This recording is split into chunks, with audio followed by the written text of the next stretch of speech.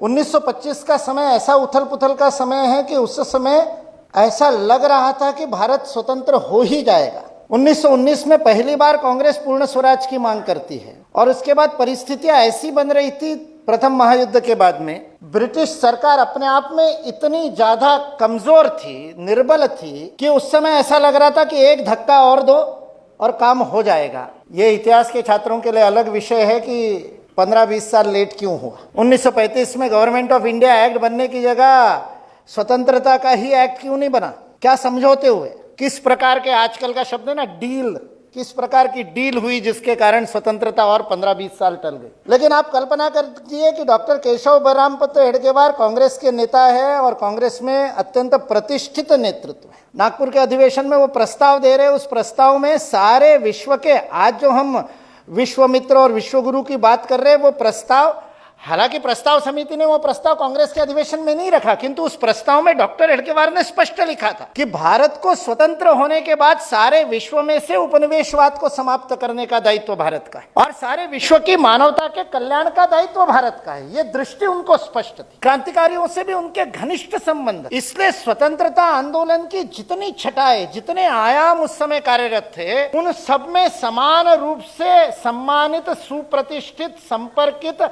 ऐसा एक राष्ट्र का नेता, स्वतंत्रता सामने दिख रही है और उस समय अनेक उस समय के नेता स्वतंत्रता के बाद कौन सा मंत्री बनेंगे इसका विचार कर रहे होंगे। उस समय ये एक MBBS डॉक्टर और भारत माता के नाड़ी परीक्षा करता है और मूल निदान को देखता है और उपचार करने के लिए निकल पड़ता है।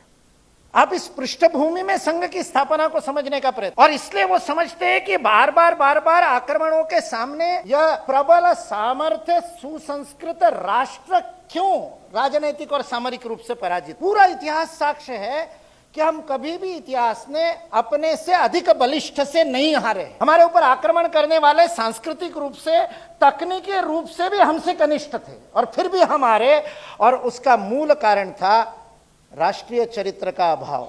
इसलिए राष्ट्र निर्माण के लिए राष्ट्रीय स्वयंसेवक संघ की स्थापना हुई।